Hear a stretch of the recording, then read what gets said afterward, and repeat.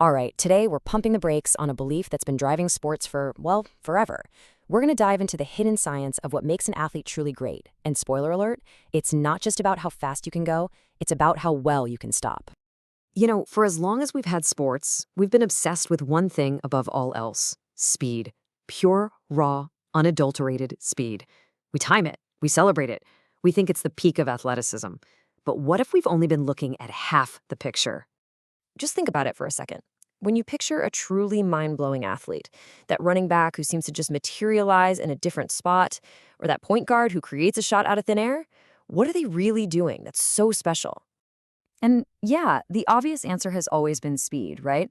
We see the 40-yard dash times, the sprint records, but that's kind of like judging a world-class guitarist by how fast they can play a scale. It completely misses the control, the rhythm, the actual magic of their performance. And it turns out the science is finally catching up to this idea. This quote from a paper by Harper and their team just nails it. For so long, sports science has been completely focused on the gas pedal, acceleration, top speed, and has basically ignored the brakes. And wow, that little oversight changes absolutely everything.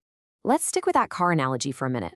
An athlete who can only go fast is like one of those multi-million-dollar supercars with brakes made of wood. Sure, it looks amazing blasting down a straightaway, but in a real race, with twists and turns and other cars, all that power isn't just useless, it's downright dangerous. Real performance comes from being able to control that power. Okay, so let's really dig into why these brakes, an athlete's ability to decelerate, are just so critical.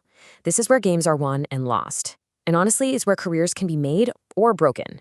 Having great brakes is what lets an athlete stop on a dime and explode in a new direction, leaving a defender totally flat-footed.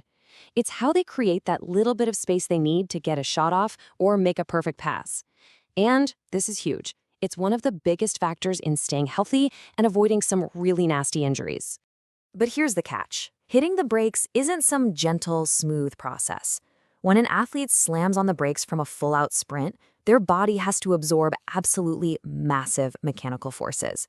I mean, we are talking about some of the most violent, high-impact moments they will ever experience on the field.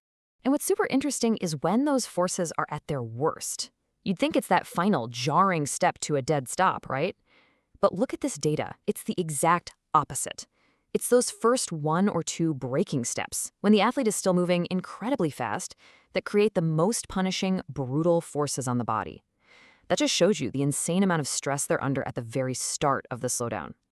And yet, these incredible front-loaded forces are directly tied to some of the most devastating non-contact injuries in sports, especially those dreaded ACL tears.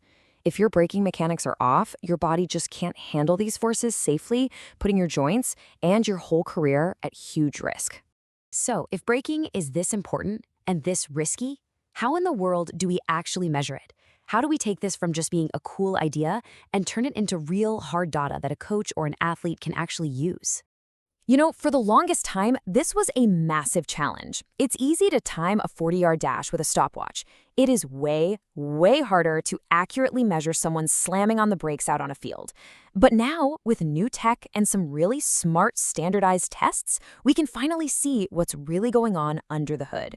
This flowchart here from the research paper kind of lays out the two main ways scientists are tackling this. It's not just one single test, it's a whole system for figuring out an athlete's braking skills in different situations. So let's break down what these two paths look like. So the two main types are what they call acceleration-deceleration ability, or ADA tests, and change of direction, or COD tests.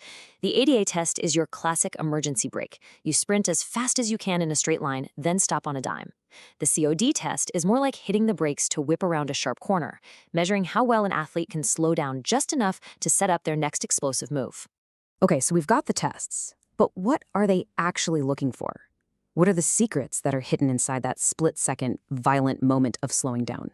This graph right here, this tells the whole story. See on the left? That's the acceleration, where speed is climbing up.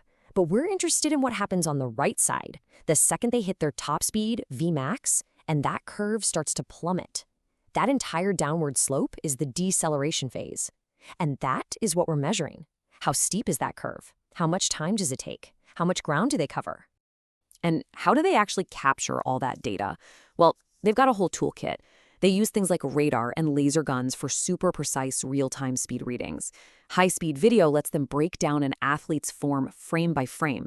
And then you've got wearable sensors like GPS trackers and IMUs, inertial measurement units, that can track this stuff during an actual game, which gives coaches a look at performance that was just impossible before.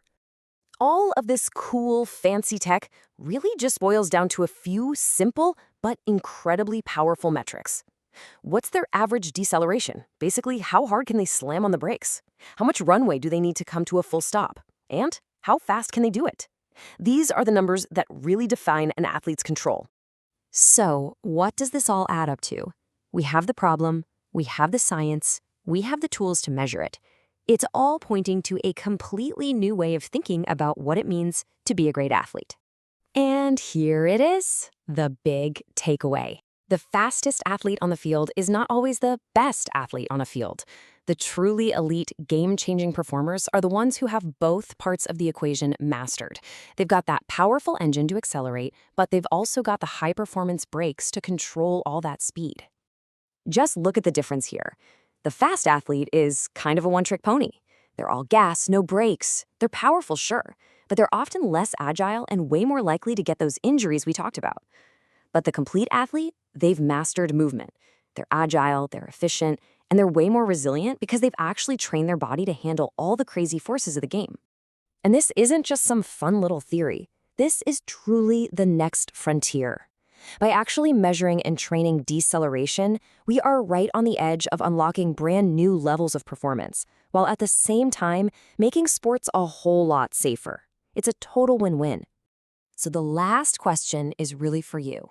It doesn't matter if you're an athlete, a coach, or just a fan of the game, it's time to ask, is all the focus just on building a bigger engine, or are we finally starting to pay attention to building the brakes?